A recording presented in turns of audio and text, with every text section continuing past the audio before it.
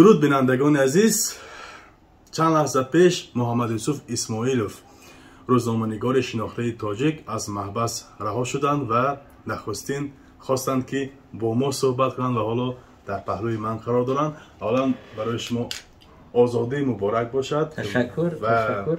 و نخستین چیزی که ما از شما پرسیدنی هستیم، وضع سلامتی و روحی شما چه است؟ البته وضع سلامتی روحی ما رو پرسید، خیلی خوب است.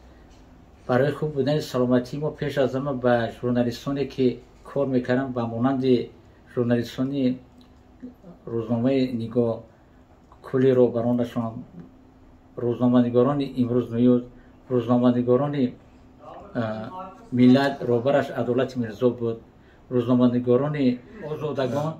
حالا این روزنامه‌ای که شما میگید البته چند تا از فعالیت نمیبرن، چون نوشته های اونا در سال 2014 بود که ما رو رویم رو نشکستن و مبارزه به پیش بردن بود، خیلی حرکت بکردم. از آن جمله یگانه رادیوی تاجیکستان، رادیوی خاور بود که نام ما رو هم میگرفته، در اونجا نام ما رو هم گرفت. از آن جمله رادیوی آزادی، از آن جمله رادیوی صدای خراسان.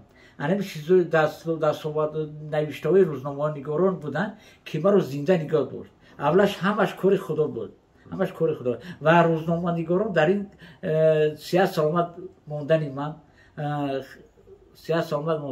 کمک خیلی روان کرده بودن. همین اساسا در زندان شما با چی کار مشغول بودید؟ شما تقریبا در یک زندان همین طول 8 سال و 10 ماهی که شما بودید همیشه در یک زندان بودید؟ در اونجا آدم به یگون کار مشغول نمیشه. در اونجا یگون خیلی کار هم نیست. در اونجا آیین‌نامه‌اش دیگر است و اما عملش دیگر است. میتونید گویید که یک روزتان نقشهش چخیل بود؟ فرض کنیم شما ساعتی چند از خواب میخستید، بعد چیکار میکردید، بعد کجا میرفتید؟ از ساعتی 9 خواب میرویم تا ساعتی 5:30. تا ساعتی 5:30 باز ساعتی باز همین 9 خواب میره، همین تکرار در یک روز 3 مرتبه حساب میکنن. در اونجا بار دیگر میگن کار برنامه‌اش هست، اون کار موافقی تب نیست، اون کار وجود قریب که ندارد. شما در زندان هم می نوشتید و بیشتر درباره چی می نوشتید؟ من زندان من می نوشتم. انا همین سوال تو خیلی جون دارد، خیلی جون دارد. در اونجا مقامات قدرتی هیچگاه نمیمونده که مردم یگون چیز نوشتن. در مردم مجبور پنهانی می نوشتم. من برای سود و پروکرور می نوشتم، سود و پروکرور به مسئولان همونجا می دادم. افسوس که اونا می گرفتند و نمی دادن. شما یعنی در زندان بیشتر درباره مشکلاتتان می نوشتید یا درباره مثلا حادثه هایی که در تاجیکستان می شود، یا مثلا هم درباره وضع اجتماعی اقتصادی تاجیکستان؟ چون شما بفرام در داخل زندان به روزنامه و رادیو دسترسی داشتید. 2018 وقتی که در زندان نظام سخت‌ترین جنگ سر شد، اعلام کردند که برابری گنرال سردار سرایوست زندان‌های تاجیکستان منصور عمرов رادیو گوش کردن من است. همه رادیو گرفتن، در هر کس رادیو بود، لیکن یگان حجت نبود. تنها رادیوی من نگرفتن. اونها میدونستن که این ژورنالیست یگان می نویسن، نگرفتن. چون شما روزنامه‌نگار هستید، در داخل زندان دیگر زندانی ها با شما چه مناسبت میکردن؟ اونا خیلی خوب. در یک اتاق چند نفر بودید؟ در یک اتاق قریب 80 نفر هستیم. این مثل یک دالانی دراز است و هر جا کتاب اصلا مثل زل است. مثل زل تالار است. بله، جای خوب دو قطاره، نزدیک است. قرآن که قایدهش خطی باید 1 متر به هر یک جا باشد. اون خیلی نیست. مناسبت اونها برای من خیلی خوب بود، برای اون که اونها ما رو به نهایت فرهنگشناس میگفتن و از گازت و روزنامه میخوندن اونو فخر میکردن که همین زندان هم خیرت روزنامه و گازت و رادیوی آزادی و صدای خراسان خیرت گفته میستن. مثلا اونها اومده درباره مشکلات خیش، درباره معمای خیش یا چگونه به همین زندان افریدن، شاید مثلا بعضیشون ناراضی بودن از همین حکمی که گرفتن، از این چیزا برای شما نقل میکردن، از شما خواهش میکردن که درباره آن چیزی نویسید؟ اونو میگفتم خیلی که هم زندانی ها داشتید و آنها برای شما نقل های خیش میکردن. فرض کنیم تصمیم ندارید که همینا در یک شکل مجموعه همچون یک دفتر؟ البته من دارم.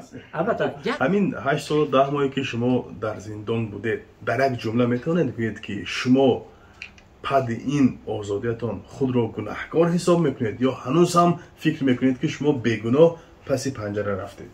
نه، من گناهکار حساب نمیکنم. من برای خلق خدمت کردم. من با مقابل اکستریمیسم مبارزه بودم، با اینجا آمدم. اینجا گفتگی است که شما به گرفتن پاره متهم بودید. بله، همون دختری که پاره گفتگی است بعد یک سالش نویست که منو مجبور کردن و همون دختر بود چه کرده که خداش مقامات قدرتی زمین فروش بود، 9 سال داد، 1 میلیون در گردنش بود. در اوت 2019 آزاد شد. در اوت 2020 بود به همون کارش دوام داد. من اون دختر رو گناهکار حساب نمی‌کنم. اون دختر رو مقامات قدرتی به گپ گرفتگی بودن. با اون همه چیزا رو میدادن، زمین میدادن، این میدادن و من همین کارش هم میکردم. اون دختر چخیلی که میگن دختر مویش دراز و عقلش کوتاه و به همه کار قادر بود. دیگه در آخر با پشیمون شد 18 سال میگفت گرفتگی است. دیگه من از دهان مقامات شنیدم در سال 2020. شما جزای اساسی جنایتی رو پشت سر کردید، آزاد شدید. اکنون از روی آن حکمی که نسبت شما صادر گردیده است چند سال دیگه حق ندارید که پی کاری روزنامه‌نگاری شوید؟ من 3 سال گفتم. شما من بعد نفقه خور هستید، یعنی خیلی در با وجود نفقه خوری اگر حق می داشتید همچون روزنامه‌نگار باز پول علاوه‌ای کار میکردید، زندگی رو پیش می بردید.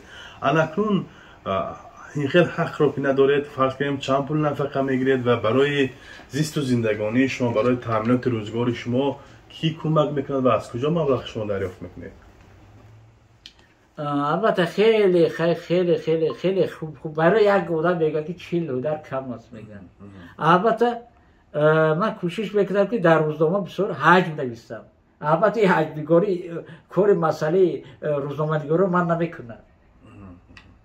شما همچون حجم‌نگار میخواهید که فعالیت بله نه روزنامه‌نگار. بله چون که بسیار مردم تو در حجمه من تو نماینده خندی کمون هم بسیار نقش بود خیلی. در یک نفقه هم میگیرید شما؟ نفقه هم میگیرم قریب 230 تومان.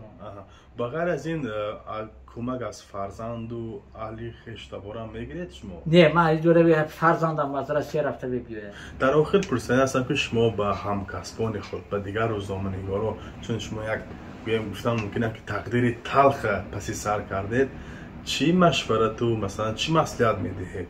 یعنی که در حاضر وضعیتی که ما قرار داریم روزنامه‌نگاران مثلا بیشتر چیکار کنن به فکر شما؟ مسئولیت شما همچون یک نفری که همین خیلی سربیزی. تشکر، خیلی سوال خیلی مفید بوده. 9 سال که شیشتم یک دم جان دادم برای من دو کار دوات. کارمندان همین روزنامه‌های دولتی با تکرار میکنم احترام را خواهش به سرخم میکنم. شما که فقط مقاله تعریفی مینویسید، این با هم قدم پیشوای ملت، پیشوای خلق بودن، با امید رحمان بودن رو ifade نمیکنن. اگر خواهید که تاجیکستان ما آباد باشه، اگر خواهید که ما با 35 سالگی استقلالیت قدمی بزرگ گیریم، اگر خواهید که راههای پوره محمد باشه، اگر خواهید که مردم ما خودش با سرحد برای خدمت رود، خودش با خودش سرحد، اگر خواهید که مردم ما اینقدر روسیه نرفته دولت رو آباد کنند، اگر خواهید که مردم ما جنگاور خیلی بزرگ با ملت خودش شود، خواهید که تاجیکستان ما صنعتش خیلی بزرگ شود، خواهید که جوانان ما از زناشون جدا نشوند و بسیار فرزندان بسیار زنان بیوه نموندن، به شوهر نموندن، نمونن فرزندهای خردسال به پدر نمونن. احترامونه خواهش بکنم سخنهای مرا نچکونده نریزونده بر روزنامه‌تون چاپ کنید تا پرزیدنت تا دیگر کس خوند. تشکر.